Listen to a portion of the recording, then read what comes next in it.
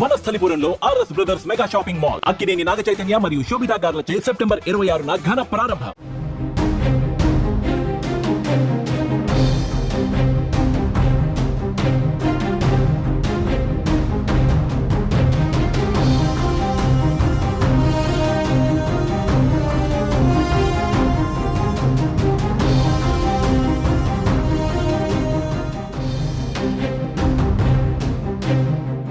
హైదరాబాద్ కి మళ్లీ high tension మొదలైంది.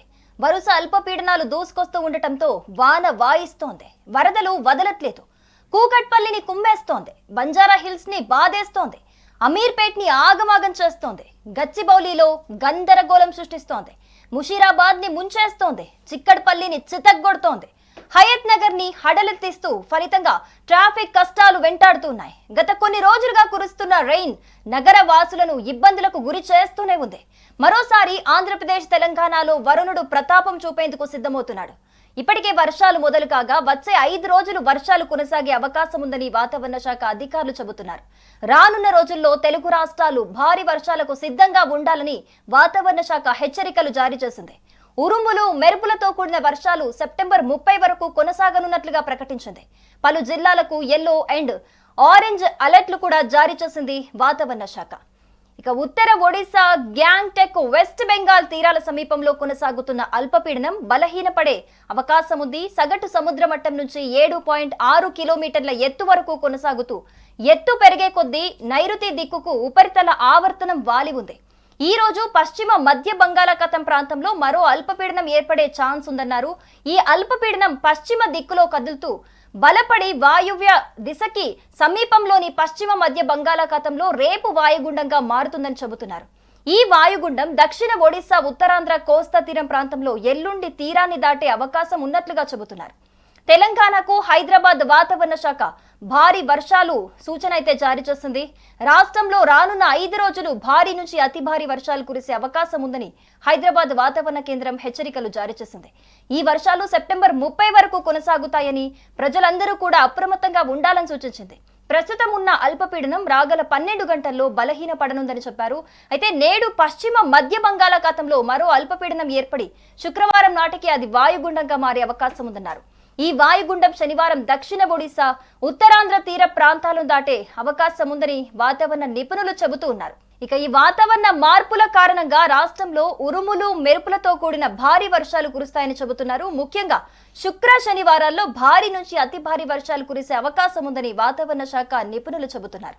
నేడు మంచిర్యాల, జయశంకర్ భూపాలపల్లి, ములుగు, నిర్మల్, నిజామాబాద్, మహబూబాబాద్, వరంగల్, హన్మకొండ, జనగాం, భద్రాద్రి కొత్తగూడెం, యాదాద్రి భువనగిరి, హైదరాబాద్ పరిసర ప్రాంతాలు, రంగారెడ్డి, హైదరాబాద్, మేడ్చల్ మల్కాజ్గిరి, నల్గొండ, సూర్యాపేట, అలాగే నాగర్ కర్నూల్, నారాయణపేట జిల్లాల్లో వర్షాలు కురుస్తాయని చెబుతున్నారు.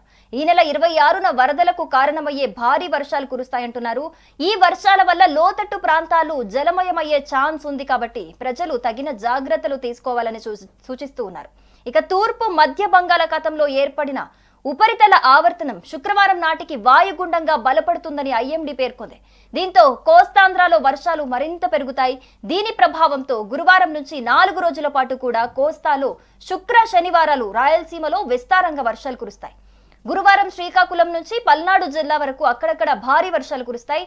శుక్రవారం శ్రీకాకుళం నుంచి ప్రకాశం జిల్లా వరకు, కర్నూలు, నంద్యాల, కడప జిల్లాల్లో అక్కడక్కడ భారీగా, పశ్చిమ గోదావరి, ఏలూరు, ఎన్టీఆర్, గుంటూరు, పల్నాడు జిల్లాల్లో భారీ నుంచి అతి భారీ వర్షాలు కురుస్తాయని వాతావరణ శాఖ తెలిపింది. గురువారం నుంచి కోస్తాలో తీరం వెంబడి బలమైన గాలులు వీచే అవకాశం ఉన్నందున మత్స్యకారులు సముద్రంలో చేపల వేటకు వెళ్లొద్దని, సముద్రంలో ఉన్న వారు తక్షణమే తీరానికి చేరుకోవాలని సూచనలు జారీ చేశారు. కాగా గురువారం కోస్తా జిల్లాల్లో కొన్ని చోట్ల భారీ వర్షాలు, తర్వాత 2 రోజులు అక్కడక్కడ భారీ నుంచి అతి భారీ వర్షాలు కురుస్తాయని విపత్తుల నిర్వహణ సంస్థ కూడా తెలిపింది. తీరం వెంబడి గంటకు 40 నుంచి 50 కిలోమీటర్ల వేగంతో గాలులు వీచే అవకాశం ఉందని పేర్కొంది. శుక్రవారం, శనివారం శ్రీకాకుళం, విజయనగరం, పార్వతీపురం, మన్యం, అల్లూరి సీతారామరాజు, అలాగే అనకాపల్లి, విశాఖపట్నం, కాకినాడ, కోనసీమ, తూర్పు గోదావరి జిల్లాల్లో మోస్తారు నుండి భారీ వర్షాలు, అలాగే రాయలసీమలో తేలికపాటి నుంచి మోస్తారు వానలు పడతాయని కూడా తెలిపింది. ఇక కృష్ణా బేసిన్లోని ప్రాజెక్టులకు వరద ఉధృతైతే కొనసాగుతోంది.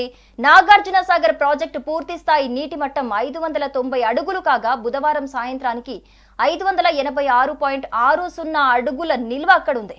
సో సాగర్ కు ఎగువ నుంచి 3,66,816 క్యూసెక్కుల నీరు వస్తుండగా 3,20,046 క్యూసెక్కులకు దిగువకు నీటిని విడుదల చేస్తున్నారు. శ్రీశైలం జలాశయానికి బుధవారం 3.80 లక్షల క్యూసెక్కుల ఇన్ఫ్లో రాగా 3,45,730 క్యూసెక్కులను సాగర్ కు విడుదల చేస్తున్నారు అధికారులు. ఆల్మట్టి ప్రాజెక్టుకు 30,000 క్యూసెక్కుల ఇన్ఫ్లో ఉండగా 25,000 క్యూసెక్కులను దిగువకు నీటిని విడుదల చేస్తున్నారు. జూరాలకు 2.55 లక్షల క్యూసెక్కుల ఇన్ఫ్లో ఉండగా 2.48 లక్షల క్యూసెక్కులను దిగువకు నీటిని విడుదల చేస్తున్నారు. ఇక తుంగభద్ర ప్రాజెక్టు నుంచి సుంకేసులకు 25,000 క్యూసెక్కుల ఇన్ఫ్లో ఉండగా 22,000 క్యూసెక్కులను శ్రీశైలం ప్రాజెక్టుకు విడుదల చేస్తున్నారు అధికారులు. ఇక మరోపక్క ఎగువన ఉన్న కర్ణాటక, మహారాష్ట్ర ప్రాంతాల నుంచి సింగూరు ప్రాజెక్టుకు వరద ఉధృతి పెరుగుతోంది. బుధవారం సాయంత్రం నుంచి ప్రాజెక్టులోని మొత్తం 8 గేట్లను ఎత్తి నీటిని దిగువకు విడిచిపెడుతున్నారు అధికారులు. ప్రాజెక్టులోకి ఇన్ఫ్లో 69,068 క్యూసెక్కులుండగా 67,531 క్యూసెక్కులను దిగువకు వదులుతున్నారు. ఇక బుధవారం రాత్రి వరకు 16.673 టీఎంసీల నీటి నిల్వలైతే ఉన్నాయి. సంగారెడ్డి సమీపంలోని మంజీరా రిజర్వాయర్ వద్ద కూడా వచ్చిన నీటిని వచ్చినట్లుగానే ఘనపురం ప్రాజెక్టుకు వదులుతున్నారు అధికారులు. కాగా మహారాష్ట్ర నుంచి భారీగా వస్తున్న వరదతో బాసర వద్ద గోదావరి ఉగ్రరూపం దాల్చింది. బాసర్లో భక్తులు స్నానాలు ఆచరించే ప్రాంతాలన్నీ నీట మునిగాయి. శ్రీరామ్ సాగర్ బ్యాక్ వాటర్ తో లోతట్టు ప్రాంతాలు జలమయమయ్యాయి. సుమన్ టీవీలో మీ పర్సనల్ అండ్ బిజినెస్ ప్రమోషన్స్ కోసం కింది నెంబర్కి కాంటాక్ట్ చేయండి. డ్రగ్స్, గంజాయి లాంటి చెడు వ్యసనాలకు దూరంగా ఉండండి. తాత్కాలిక ఆనందం కోసం జీవితాలని నాశనం చేసుకోవద్దు. డ్రగ్స్ విక్రయాలు, దందాలు నిర్వహిస్తే 180059996969 టోల్ ఫ్రీ నంబర్ కి కాల్ చేయండి. డ్రగ్స్, గంజాయిని నిర్మూలిద్దాం, భవిష్యత్తును కాపాడదాం.